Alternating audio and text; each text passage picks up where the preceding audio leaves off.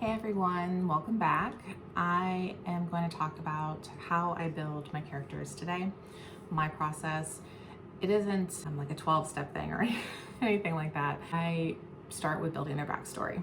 It's that simple. I like to give them a life, their family. Do they have siblings? Do they have a good childhood? Did they grow up in a rough area? I literally humanize them because to me, they're real people in my head. For my example I'm going to use is Lenny from my current series that I'm writing. She starts off that she's 17 years old, but the series will be 5 parts. You'll follow her as she ages. Right now, she is in Fawson, Washington. She's 17.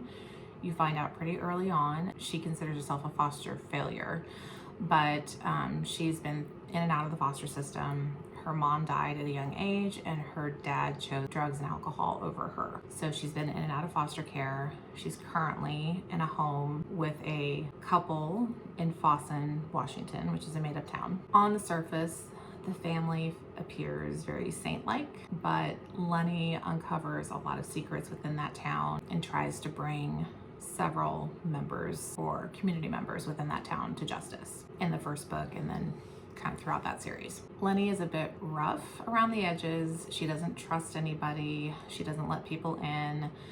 She keeps to herself. She will gravitate towards people that maybe are in similar situations or maybe have a criminal background. So she's a unique character. She's so far been really fun to write. She does have a very difficult life. So that is the hard part of trying to bring her to life, is I have to write situations that are extremely uncomfortable. The particular series will have a lot of trigger warnings, just a heads up on that. As far as painting a picture for the characters, I write human characters because I do not write fantasy at this time.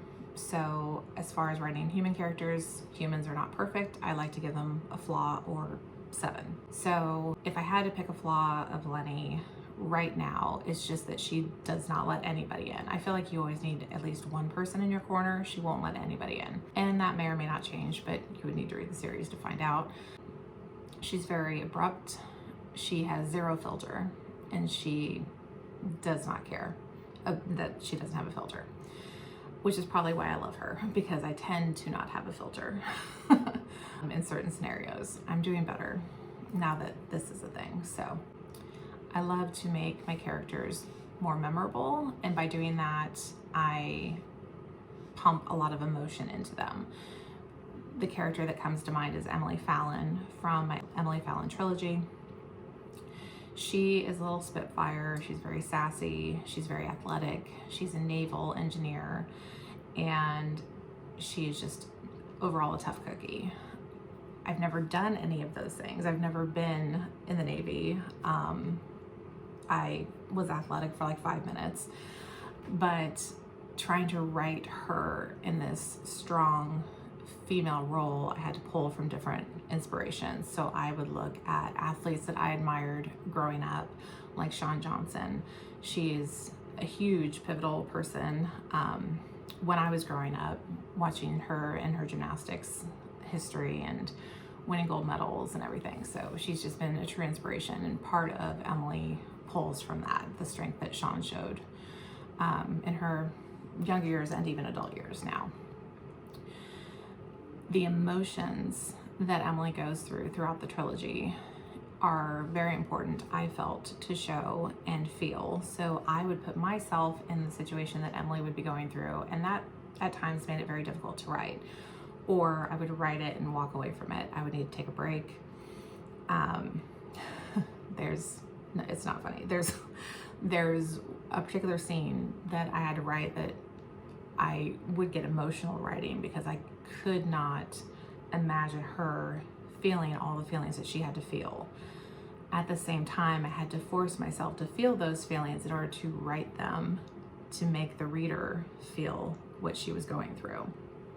I'm not going to spoil anything, but it was a very important part in the second book, and I got a lot of messages on that particular scene that spread over several chapters.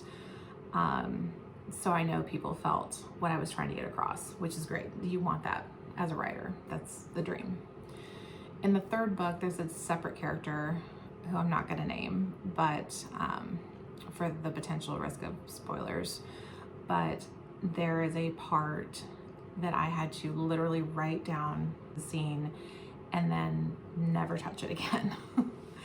I tried to read it to one of my alpha readers and I couldn't even get through it. I was like, you're just gonna have to read it and then let me know your thoughts. I still, if I read through the books just to see if there's anything I want to improve upon or any new chapters or updates that I want to make, I skip over that part every time because it will still make me super emotional.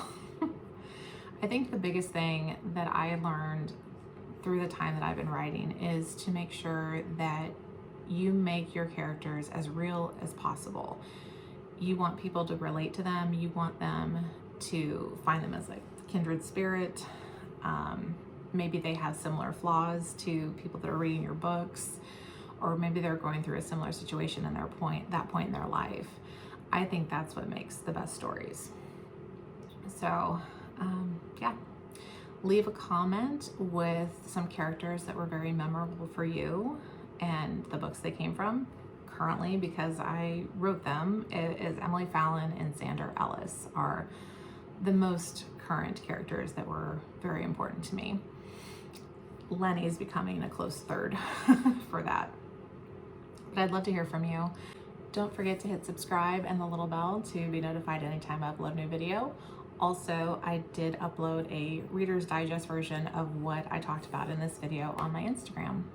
So if you don't follow me on Instagram, it is Madeline Bond Books. And if you do, come over and say hi. Thanks.